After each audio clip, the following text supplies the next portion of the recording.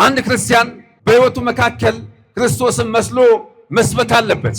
አንገቱ ላይ ካረገው መስቀል ጀምሮ ስንመለከት እሱን የሚሰብክ ሕይወትና እሱን የሚያሳይ ተግባር ሊኖረው ይገባል። ለዚህ ክርስትናው እግዚአብሔርን ማመናችንን መግለጥና ማሳየት የሚጠበቅብን በተግባር ነው።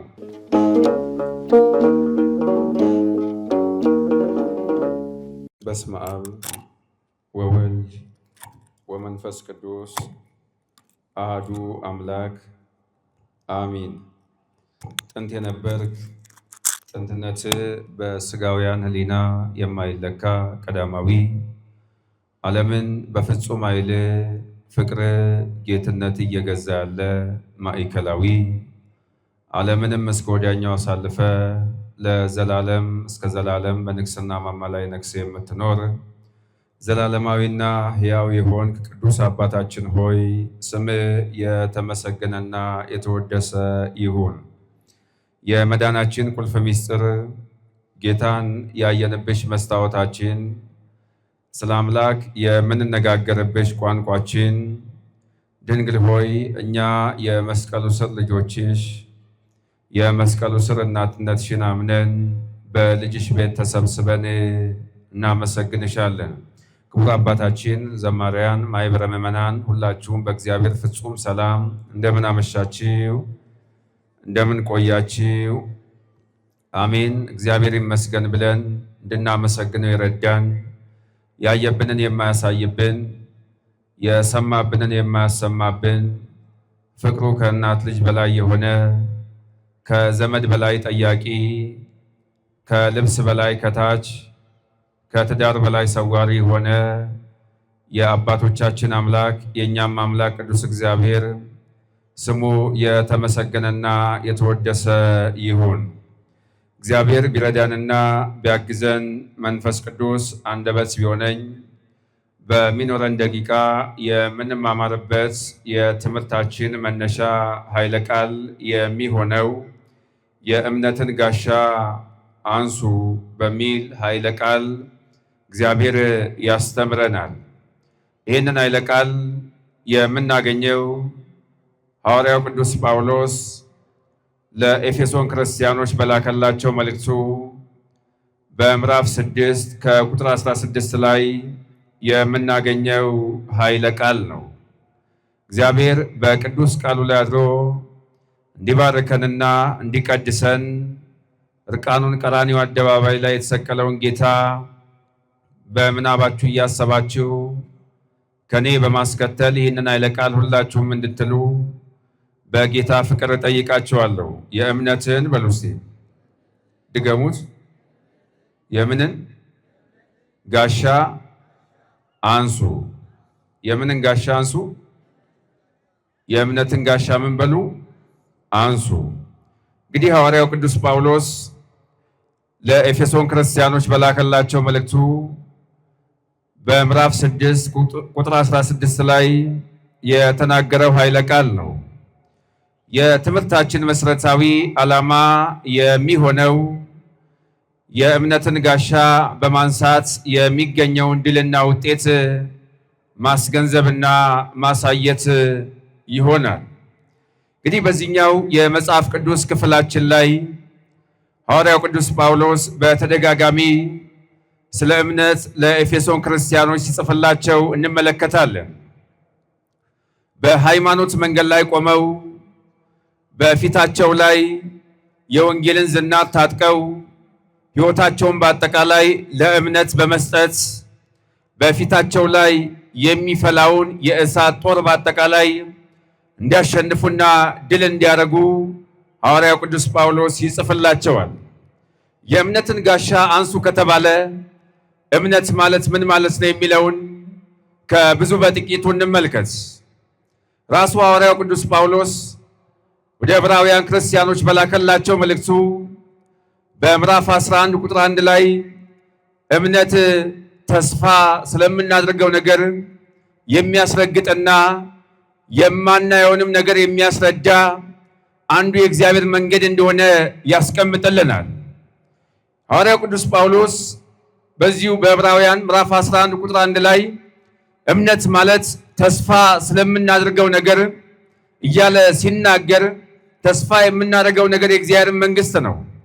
ተስፋ ስለምናደርገው የእግዚአብሔር መንግስት የሚያሳይ የሚያረጋግጥ የማናየውንም ነገር አቅርቦ የሚያሳይ አንዱ መንገድ እንደሆነ እምነት እንደሆነ ሐዋርያው ቅዱስ ጳውሎስ ያስቀምጥልናል። ነቢያት በእምነት መንገድ ላይ ቆመው የክርስቶስን መወለድ ነቢያት አባቶቻችን በእምነት መንገድ ላይ ቆመው በሃይማኖት መነጽር ሲመለከቱ የክርስቶስን መጠመቅ ነቢያት በእምነት መንገድ ላይ ቆመው በሃይማኖት መነጽር ሲመለከቱ የክርስቶስን መሰቀል መነሳት ተመልክተዋል። ስለዚህ እምነት ማለት የራቀን ነገር የሚያቀርብ የተሰወረን ነገር የሚገልጥ የማናየውንም ነገር የሚያስረዳ አንዱ የእግዚአብሔር መንገድ እንደሆነ መጽሐፍ ቅዱሳችን ይገልጣል። ስለዚህም ሐዋርያው ቅዱስ ጳውሎስ ይህንን የእምነታችንን ጋሻ እንድናነሳ ሲጽፍልን እንመለከታለን። ለትምህርታችን መነሻ ያደረግነውን ኃይለ ቃል ስንመለከት እምነትና ጋሻ የሚሉ ሁለት ቃላትን እናገኛለን። እምነትና ጋሻን እናገኛለን።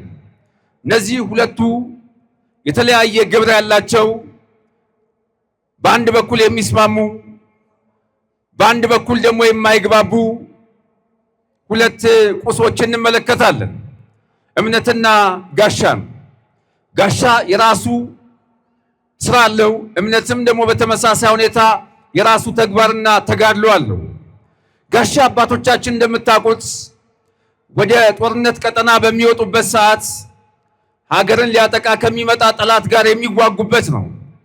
በእጆቻቸው መካከል ይዘው የሚመጣባቸውን ጦር በአጠቃላይ ያሸንፉበታል።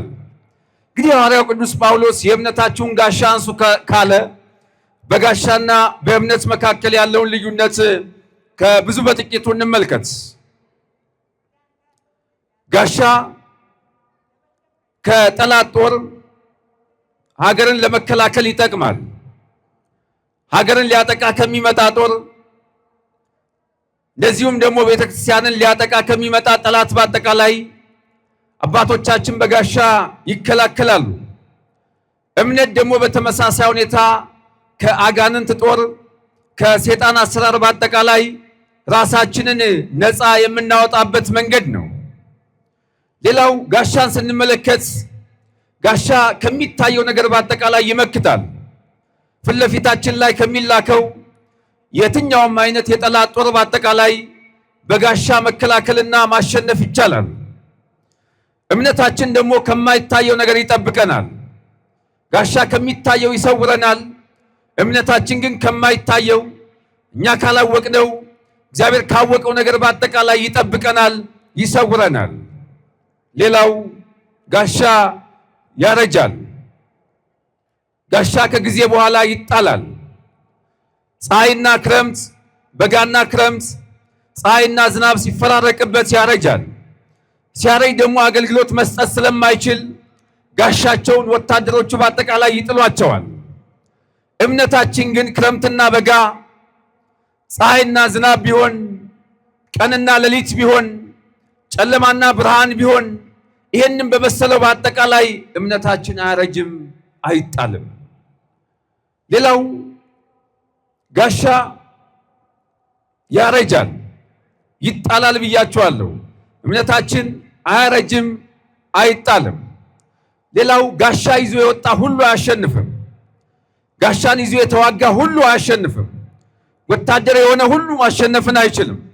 በተመሳሳይ ጋሻን ይዞ የወጣ ሁሉ አያሸንፍም። አምኖ ግን የወጣ ምን ይላል? ያሸንፋል። አምኖ የወጣ ሰው በአጠቃላይ ያሸንፋል።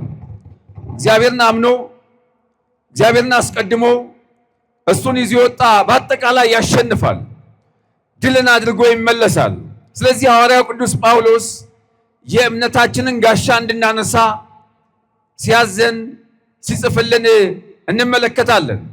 ይሄ ማሸነፍ ያለበት የማያረጀውን የማይጣለውን ከጊዜ በኋላ ያረጃል የማይባለውን ሁሉ አሸናፊነት ያለበትን በልቦናችን መካከል የተሳለውን በልቦናችን መካከል የሚመላለሰውን ይሄኛውን እውነተኛውን እምነታችንን እንድናነሳ ሲያዘን እንመለከታለን። ጋሻ ይከላከላል፣ ጋሻ ይመክታል፣ ጋሻ ድል ያደርጋል ከተባለ እኛ ያመንን ክርስቲያኖች በሃይማኖት መንገድ ላይ ቆመን እግዚአብሔርን በማመን መንገድ ላይ ቆመን ማንሳት የሚጠበቅብን ጋሻ ምን አይነት ጋሻ ነው? ያመንን እኛ ክርስቲያኖች ማሸነፊያችን መሆን ያለበት ማንሳት የሚጠበቅብን ጋሻ ምን አይነት ጋሻ ነው የሚለውን ስንመለከት በሶስት ከፍለን እንመለከታለን። አንደኛው እግዚአብሔርን ያመንን እኛ ክርስቲያኖች በ40 እና በ80 ቀናችን የተጠመቅን በፍጹም ኃይላችን በፍጹም ስብዕና በፍጹም ማንነታችን እግዚአብሔርን ያመንን እኛ ክርስቲያኖች የተዋህዶ ልጆች በሃይማኖት መንገድ ላይ ቆመን ማንሳት የሚጠበቅብን ጋሻ የመጀመሪያው የጾምና የጸሎትን ጋሻ ልናነሳ ይገባናል። የጾምና የጸሎትን ጋሻ ልናነሳ ይገባናል። ጾም ለመጽሐፍ ቅዱስ ስንመለከት እንደ ቤተ ክርስቲያናችንም አስተምሮ ስንመለከት ማሸነፍ የምንችልበት አንዱ የክርስቲያን መዋጊያ ጋሻው ነው። መጽሐፍ ቅዱሳችንም በጾማቸው ድል ያደረጉትን አካላት ሲጽፍልን እንመለከታለን። በትንቢተ ዮናስ ከምዕራፍ 1 ጀምሮ ታሪኩ እንደምታውቁት ሕዝቡ በአጠቃላይ ያቺ ከተማ ትጠፋለች ሲባል እቺ ከተማ ከ3 ቀናት በኋላ አትታወቅም ብሎ ነብዩ ዮናስ ገብቶ ያቺን ከተማ ሲሰብክ ሕዝቡ በአጠቃላይ ለጾምና ለጸሎት አዋጅ ነገሩ። ነገስታቱ ከንግስና ማማቸው ላይ ዝቅ ብለው አመድ ነስንሰው ተኙ። እንስሳቶቻቸውን አንደበታቸውን በአጠቃላይ ለጎሙ። ይህንም በመሰለው በአጠቃላይ ተጋደሉ። ያችንም ከተማ እግዚአብሔር ለነብዩ ቃል ሲል በከፊል አገኛት እንጂ አላጠፋትም። ትጠፋለች የተባለችውን ከተማ እግዚአብሔር በጾምና በጸሎት ምክንያት ማራቸው። ህዝቡ ከተማይቱ ትጠፋለች ሲባል ለውጊያ አልተነሱም። ያነሱት በሃይማኖት መንገድ ላይ ቆመው የጾምና የጸሎትን ጋሻ አነሱ። ጾምና ጸሎት የእግዚአብሔርን ቃል ጭምር በምሕረት ዓይኑ ተመልክቶ ላያጠፋት የሚችልበትን ኃይልና አቅም ስልጣን የሚሰጥ አንዱ የእግዚአብሔር መንገድ ስለሆነ ህዝቡ በአጠቃላይ ለጾምና ለጸሎት አዋጅ ነገሩ። ያችንም ከተማ እግዚአብሔር ሳያጠፋት ይቅር አላት፣ ህዝቡን ታረቃቸው። ስለዚህ ያመንን እኛ ክርስቲያኖች በሃይማኖት መንገድ ላይ ቆመን እግዚአብሔርን በማመን መንገድ ላይ ቆመን ማንሳት የሚጠበቅብን የመጀመሪያው ጋሻ ምንድነው ስንል የጾምና የጸሎትን ጋሻ ልናነሳ ይገባናል። በሁለተኛ መልኩ እኛ ክርስቲያኖች እግዚአብሔርን ያመንን ሁላችንም የሚመጣብንን ነገር ለማሸነፍ አሊያም በዚህ ዓለም ላይ ሳለን ማንሳት የሚጠበቅብን ጋሻ ምን አይነት ጋሻ ነው ስንል የመልካምነትን ጋሻ ልናነሳ ይገባናል። ፍጹም መልካሞች ልንሆን ይገባናል። ሐዋርያው ቅዱስ ጳውሎስ በመልእክቱ ላይ እንደዚህ ይላል። ለሮሜ ክርስቲያኖች በላከላቸው መልእክቱ በምዕራፍ 12 ቁጥር 21 ላይ እንደዚህ የሚል ኃይለ ቃል እናገኛለን። ክፉን በመልካም አሸንፉ እንጂ በክፉ አትሸነፉ ይላል። ክፉን ነገር በአጠቃላይ በመልካም አሸንፉ እንጂ በክፉ አትሸነፉ እያለ ለሮሜ ክርስቲያኖች ይጽፍላቸዋል። እንግዲህ በእምነት መንገድ ላይ ማንሳት የሚጠበቅብን ጋሻ የመልካምነትን ጋሻ ነው። የኛ አባት መድኃኔዓለም የመልካምነትን ጥግ ሲያሳይና ሲገልጽ እንመለከታለን። ታስታውሳላችሁ፣ ከጲላጦስ ቤት አንስቶ እስከ ቀራንዮ አደባባይ ደም ባንክ ያለካውን ደም እያፈሰሰ ፊቶቹ በአጠቃላይ በደም ነጠብጣብ ታጅበው የመልካምነትን ጥግ ሲያሳይ እንመለከታለን። ከዚህ ባሻገር በዮሐንስ ወንጌል ምዕራፍ 6 ላይ ስንመለከት በገሊላ ጥብርያዶስ ባህር መካከል ሕዝቡን ካበላቸው ካጠጣቸው በኋላ የምታበላ የምታጠጣ ከሆነማ አንተ ንገስልን ብለው ገሊላ ጥብርያዶስ ባህር መካከል የንግስናን ጥያቄ አቀረቡለት። አንተ በዚህ ከኛ ጋር ተቀመጥና ንገስልን አሉት። የኛ አባት መድኃኔዓለም የገሊላ ጥብርያዶስ ባህር ላይ ንገስልን ብለው ሊያነግሱ ሲያስቡ አንተ ንጉሥ ነህና እንደ ንግስና ወይን ያስፈልጋል ብለው ወይን አዘጋጅተው ሊያነግሱ ታሰቡ። ወይኑን ረግጦ ቀራንዮ መስቀል ላይ ስለኔ ስለናንተ ስለ እያንዳንዳችን በደልና መተላለፍ ሐሞት እየጠጣ ነገሰ። ገሊላ ጥብርያዶስ ባህር ላይ ንገስልን ብለው የንግስናን ጥያቄ ሲያቀርቡለት አንተ ንጉሥ ነህና ካባ ያስፈልጋል ብለው ጌታን ሊያነግሱ ታሰቡ ይላል። የገሊላውን የጥብርያዶስን ካባ ትቶ የኛ አባት መድኃኔዓለም ቀራንዮ መስቀል ላይ የደም ካባ ደርቦ ነገሰ። ገሊላ ጥብርያዶስ ባህር ላይ አንተ ንገስልን ብለው የንግስናን ጥያቄ ሲያቀርቡለት አንተ ንጉሥ ነህና መንገስ አለብህ ብለው ሲያስቡ እንደ ንግስናው ዘውድ ያዘጋጁለት። ስለኔ ስለናንተ በደል ሲል መስቀል ላይ የእሾህ አክሊል ደፍቶ ነገሰ። ይሄ የመልካምነት ጥግ ነው። አንተ ንጉሥ ነህ ንገስልን፣ የምታበላ የምታጠጣ ከሆነማ አንተ በመካከላችን ነግሰ ተቀመጥ ብለው የንግስናን ጥያቄ ሲያቀርቡለት እንደ ንግስናው በትረ ሙሴ አዘጋጅተው ሊያነግሱ ታሰቡ።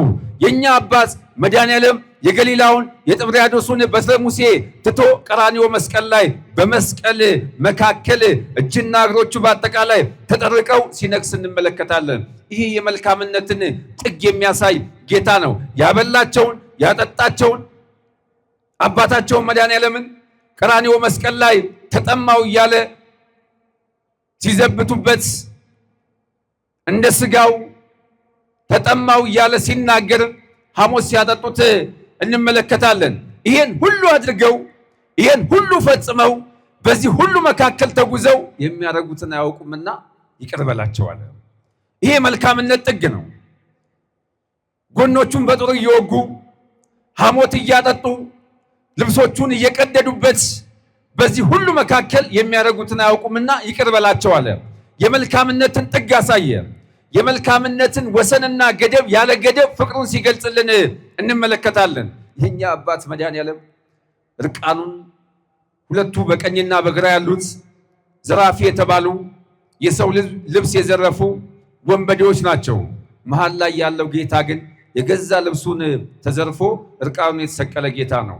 በዚህ ሁሉ መካከል ከሳሽ መሆን ሲገባው ተከሳሽ ሆኖ ተዘርፎ ሳለ መስቀል ላይ ሆኖ የሚያደርጉትን አያውቁምና ይቅር በላቸው በስጋ ወራት ሲል እንመለከታለን። ስለዚህ በእምነት መንገድ ላይ ቆመን የኛ አባት መድኃኔዓለም ያደረገውን ተመልክተን የመልካምነትን ጋሻ ልናነሳ ይገባናል።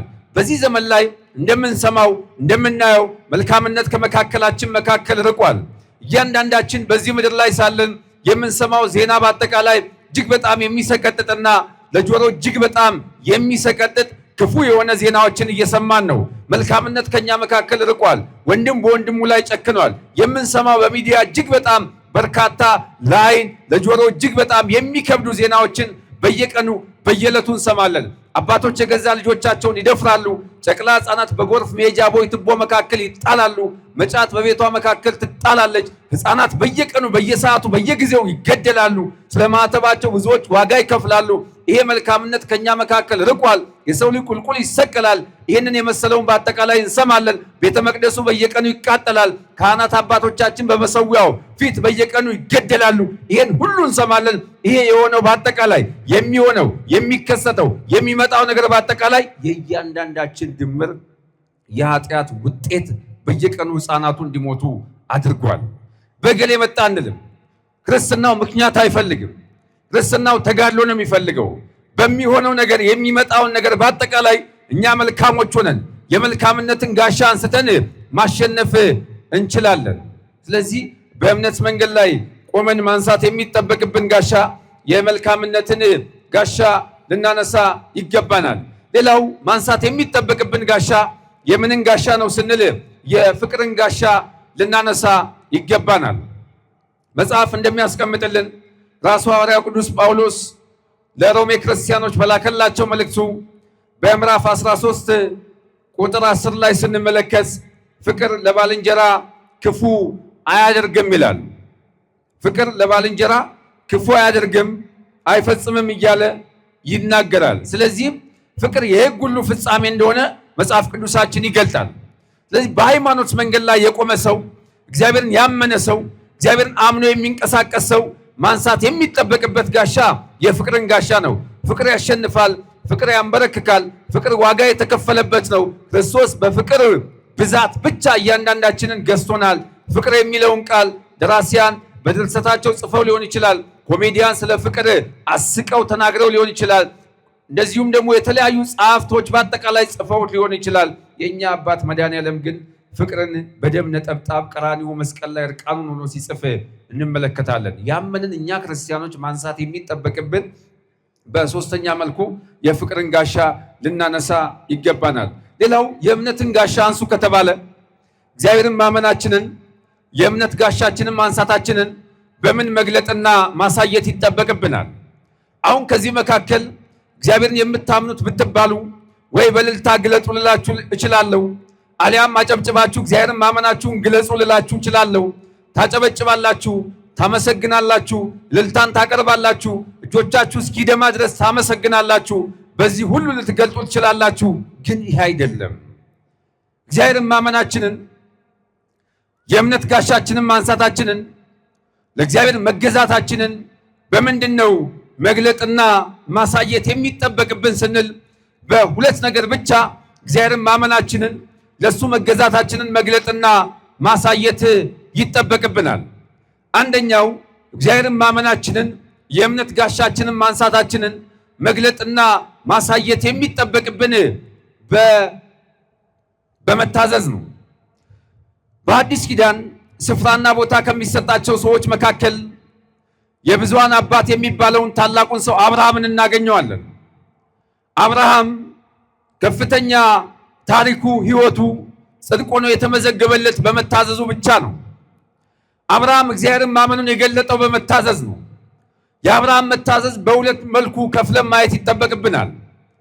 አንደኛው በዚህ በኦሪት ዘፍጥረት ምዕራፍ 12 ቁጥር 4 ላይ ስንመለከት አብርሃም እግዚአብሔርን ማመኑን የገለጸው በመታዘዝ ነው።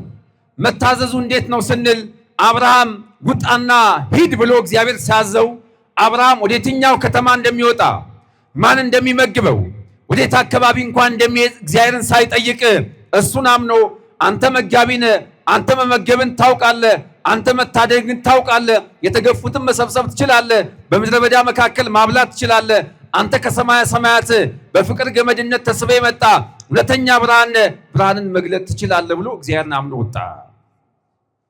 ስለዚህ የመጀመሪያው አብርሃም የገለጠው ያሳየው እግዚአብሔርን ማመኑን በመታዘዝ ነው። ወዴት ከተማ እንደሚሄድ ማን እንደሚመግበው ማን ከሱ ጋር አብረው እንደሚወጣ ሳይጠይቅ አብርሃም ወጣ። በዛ ውስጥ ስንመለከት አብርሃም የገዛ ቤተሰቦቹን እንኳን ትቶ ወጣ ይላል። አንተ ከቤተሰብ በላይ ነህ፣ አንተ ከአባትም በላይ አባት ነህ፣ አንተ ከሁሉ በላይ መጋቢ ነህ፣ አንተ ሁሉን አድራጊ ነህ፣ አንተ ሁሉን ጠባቂ ነህ ብሎ እግዚአብሔርን አምኖ ወጣ። በዛው የመጽሐፍ ቅዱስ ክፍል ላይ ስንመለከት አብርሃም እግዚአብሔርን ማመኑን በመታዘዝ መግለጹ እንመለከታለን።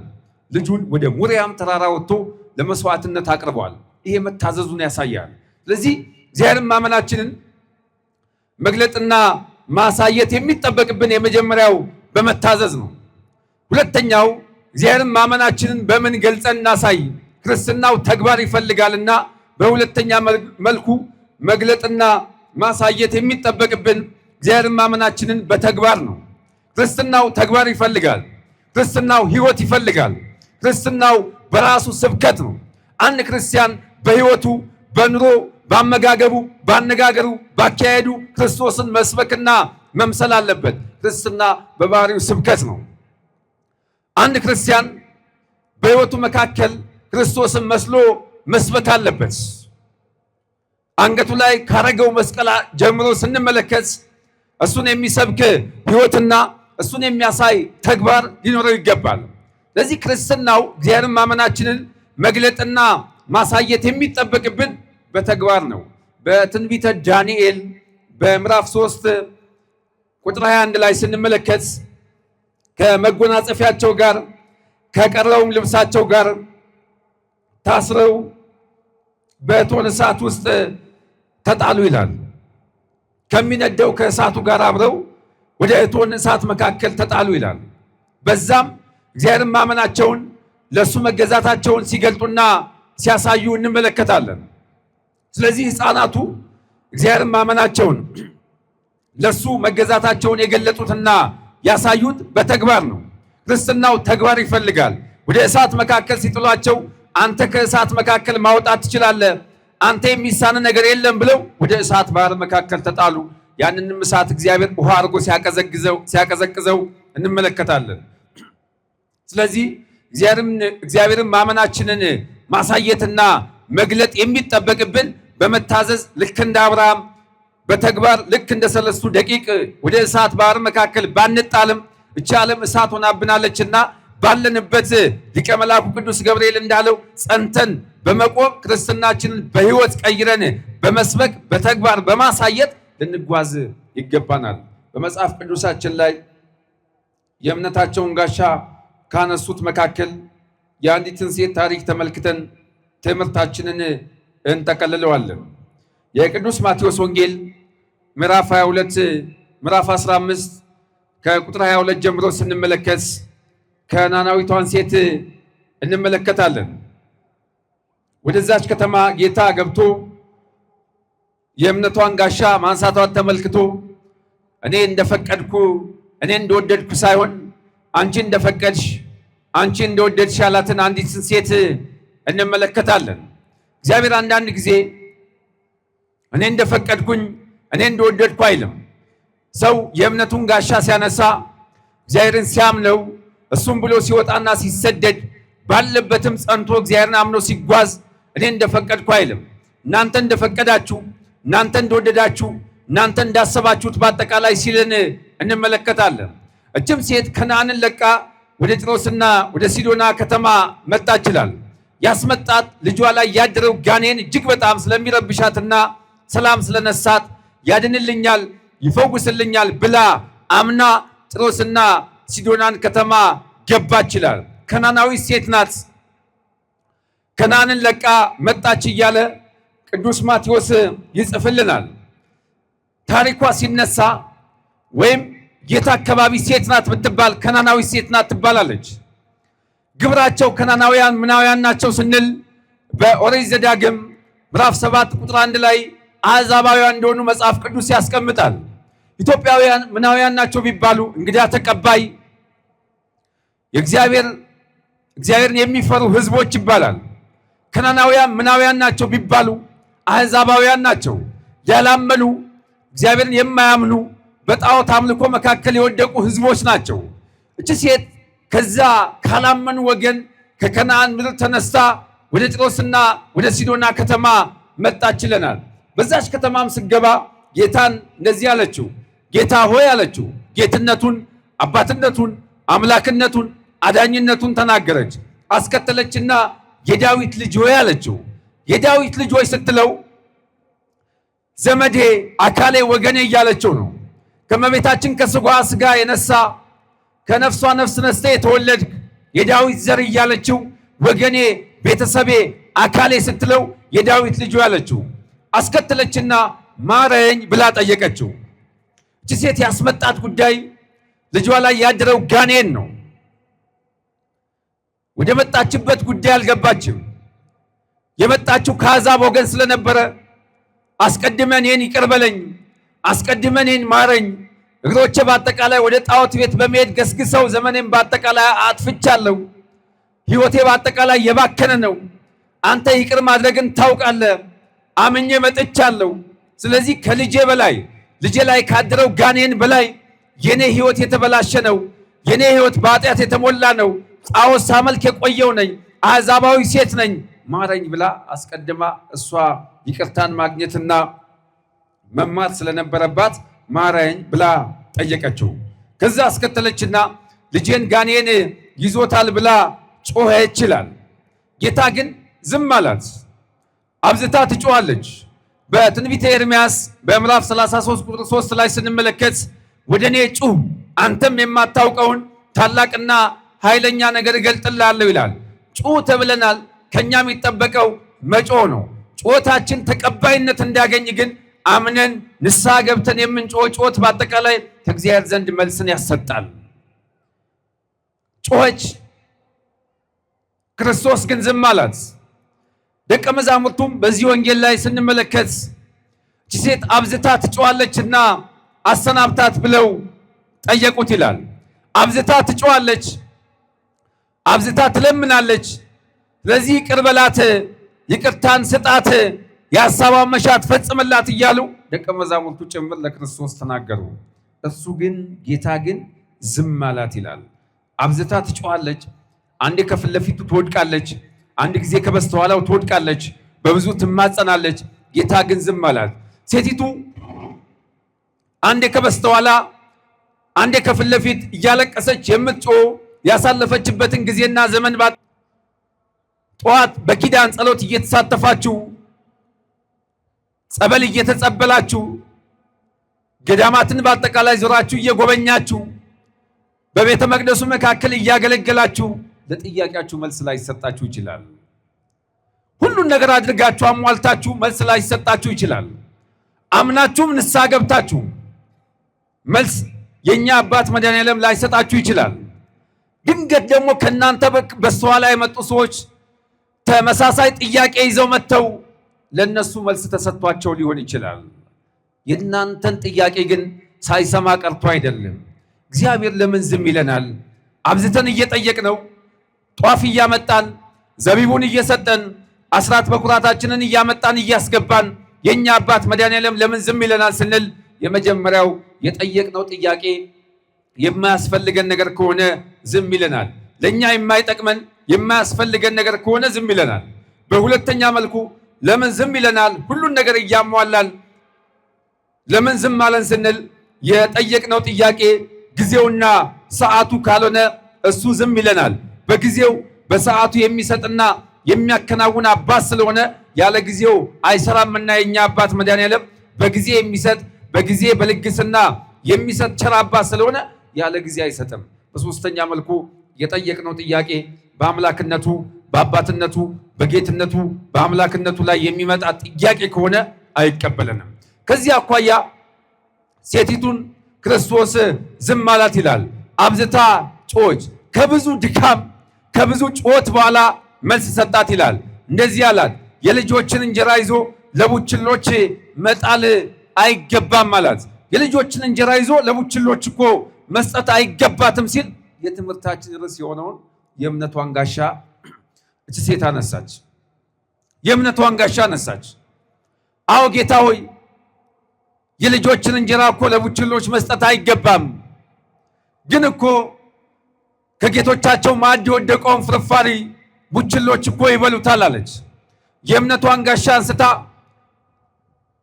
የልጆችን እንጀራ ለቡችሎች መስጠት አይገባም ሲላት ቡችሎች እኮ ከጌቶቻቸው ማዕድ የወደቀውን ፍርፋሪ ይበሉታል አለች። እኔ ከመሶቡ አልጠይቅም፣ እኔ በብዙ መዳንን አልፈልግም፣ ጥቂቱ ይበቃኛል፣ አምኜ የወጣው ሰው ነኝ፣ የእምነትን ጋሻ ያነሳው ሴት ነኝ ብላ እግዚአብሔርን በማመን መንገድ ላይ ቆማ አምና ይህንን ጥያቄ ለጠየቃት ጥያቄ መልስ ሰጠችው። የልጆችን እንጀራ ይዞ ለቡችሎች መስጠት አይገባም። በብዙ እስራኤላውያንን ላድን መጥቻለሁ። ይሄ ማዳን ሊነካቸው የሚገባው እስራኤላውያንን ነው እያላቸው ነው። በምሳሌን የነገራት ልጆች የተባሉ እስራኤላውያን ናቸው። ቡችሎች የተባሉ አሕዛባውያን ናቸው። በተመሳሳይ ሁኔታ እንጀራ የተባለው የእግዚአብሔር ማዳን፣ የእግዚአብሔር ፈውስ፣ የእግዚአብሔር ማዳን በአጠቃላይ በእንጀራ ተመስሏል። ስለዚህ አንቺ ያላመንሽ አሕዛባዊ ሴት ነሽ። ከዚህ እንጀራ ልትበይ፣ ከዚህ እንጀራ ልትሳተፊ አይገባሽም፣ ከዚህ ማዳን ለአንቺ ሊሰጥ አይገባሽም ሲል እኔ ከመሶቡ አልጠይቅም፣ ከታች ከወደቀው ከፍርፋሪው እንኳን ስጠኛለች። ሰው በቤቱ መካከል እንጀራን በሚበላ ሰዓት መሶብን ዘርግቶ በሚመገብ ሰዓት የሚወድቀውን ፍርፋሪ ቡችሎች ይበሉታል። እኔ መሶብ ላይ ተቀምጬ በጠረጴዛ ዙሪያ ተቀምጬ እጄን ዘርግቼ ከመሶቡ መብላት አልፈልግም፣ አይገባኝም። ሰላምን የቆየው አሕዛባዊ ሴት ነኝ። ግን እንዴት ከመሶቡ እንኳን መብላት ቢያቅተኝ ከወደቀው ፍርፋሪ እንኳን እንዴት መስጠት ይሳናል ብላ ጠየቀችው። እንደዚህ አይነት እምነትን ክርስቶስ ሲያይ ሲመለከት ለሶስተኛ አልያም ለሁለተኛ ጊዜ ነው። እኔ እንደፈቀድኩ አላለም፣ እኔ እንደወደድኩ አላለም። አንቺ እንደፈቀድሽ አንቺ እንደወደድሽ ልጅሽን በደህና አገኝ ብሎ ላካት። ሶስት ነገር አገኘባት ይላሉ ሊቃውንቱ ሲያስቀምጡ። አንደኛው ሃይማኖትን አገኘባት። ሃይማኖቷ ምንድነው የሚለውን ስንመለከት ልጅን ያድንልኛል ብላ ከነዓንን ለቃ ጥሮስና ሲዶና ከተማ መምጣቷ ነው። ሁለተኛ ምንን አገኘባት የሚለውን ስንመለከት ትሕትናን አገኘባት። ትሕትናዋ እንዴት ነው ቢባል በውሻ ቢመስላት በውሻ መስሎ ቢያስቀምጣት ከዛም የወደቀች እንደሆነ አድርጋ ራሷን በትትና ተሞልታ መለሰች። በሶስተኛ መልኩ ጥበብን አገኘባት። ጥበቧ የከናናዊቷ ሴት ጥበብ እንዴት ነው ቢባል ወይም እንዴት ነው የሚለውን ስንመለከት ቃል በቃል የመጣባትን ነገር ራሷን ዝቅ አድርጋ በጥበብ ተሞልታ መልሳለች። እንግዲህ የእምነትን ጋሻ አንሱ ከተባለ ጋሻ ክርስቲያኖች መጠን አለው፣ ልክ አለው፣ ስፋት አለው፣ ቁመት አለው። የትኛውም ጋሻ መጠን አለው፣ ልኬት አለው፣ ስፋት አለው፣ ቁመት አለው። አሁን የእምነትን ጋሻ አንሱ ከተባልን የምናነሳው ጋሻ መጠኑ ምን ያክል ነው? ስፋቱ ምን ያክል ነው? ልኬቱ ምን ያክል ነው? በእምነት መንገድ ላይ ቆመን ማንሳት የሚጠበቅብን ጋሻ መጠኑ ምን ያክል ነው ስንል መጽሐፍ ቅዱሳችን እንደዚህ ብሎ ያስቀምጣል። በቅዱስ ማቴዎስ ወንጌል ምዕራፍ 17 ቁጥር 20 ላይ ስንመለከት የስናፍጭ ቅንጣት ያክል እምነት ካላችሁ ይህንን ተራራ ተነቅለ ወዲያ ሂድ ብትሉት ይሆንላችኋል፣ ይደረግላችኋል ተብሏል። ስለዚህ የምናነሳው ጋሻ መጠኑ ልኬቱ ምን ያክል ነው ስንል የስናፍጭ ቅንጣት ያህል ነው። ማንሳት የሚጠበቅብን ጋሻ የስናፍጭ ቅንጣት ያክል እምነት ካላችሁ ነው የተባለው። ስለዚህ የስናፍጭ ቅንጣት ያክል እምነት የሚያክል የዛ መጠን ያለውን ማመን ስናነሳ እግዚአብሔር ልክ እንደ ከናናዊቷ ሴት እኔ እንደፈቀድኩ እኔ እንደወደድኩ ሳይሆን አንቺ እንደፈቀድሽ አንቺ እንደወደድሽ እያለ ይመልሳል። እንመን ክርስቲያኖች፣ የምናምነው ለሚያምን ሁሉ ስለሚቻለው ነው። ሐዋርያው ቅዱስ ጳውሎስ ሐዋርያው ቅዱስ ማርቆስ እንደዚህ ይላል በቅዱስ ማርቆስ ወንጌል ምዕራፍ 9 ቁጥር 23 ላይ ለሚያምን ሁሉ ይቻለዋል ይላል። ለሚያምን ሁሉ ስለሚቻለው እንመን። የእምነትን ጋሻ አንሱ። ማመን ብቻውን ክርስቲያኖች በቂ አይደለም። ያመነን እጅግ በጣም በዚህ መካከል ብዙ ነን። እግዚአብሔርን የምታምኑ ቢባል ቅድም እንዳልኳችሁ ያመነው ሰው እልፍ ነው። ማመናችን ብቻውን ባዶ እንዳይሆን ሕይወትና ተግባር ያስፈልገዋል። ማመናችንን ከመታዘዝ በተግባር ከመግለጻችን ባሻገር ማሳየትና በተግባር ውስጥ የምናገኘው የክርስቶስን አማናዊ ሥጋና ደም እናገኛለን። አሁን ያመንን ሰዎች ወደ ክርስቶስ ሥጋና ደም ንስሐ በመግባት ልንመላለስ ይገባናል። ክርስቲያኖች፣ ይህ ሥጋና ደም አማናዊ የሆነ ቅዱስ ቁርባን ነው። ሕይወትን የሚሰጥ ሕይወትን የሚቀጥል ሕይወትን የሚያድስና ወደ መንግሥተ ሰማያት የሚያስገባ የክርስቶስ አማናዊ ሥጋና ደም ነው። ይህ ሥጋና ደምን ያልተመገበ ከቅዱስ ቁርባን ተካፋይ ያልሆነ በየትኛውም ታምር ሰማይ ከፍ ዝቅ ቢል ምድር ከፍ ብትል እንኳን ወደ እግዚአብሔር መንግሥት መግባት አይችልም። ያ አምኖ ንስሐ የገባ ሰው የክርስቶስን ሥጋና ደም ያልተቀበለ ግን በየትኛውም ታምር ወደ እግዚአብሔር መንግሥት መካከል መግባት አይችልም።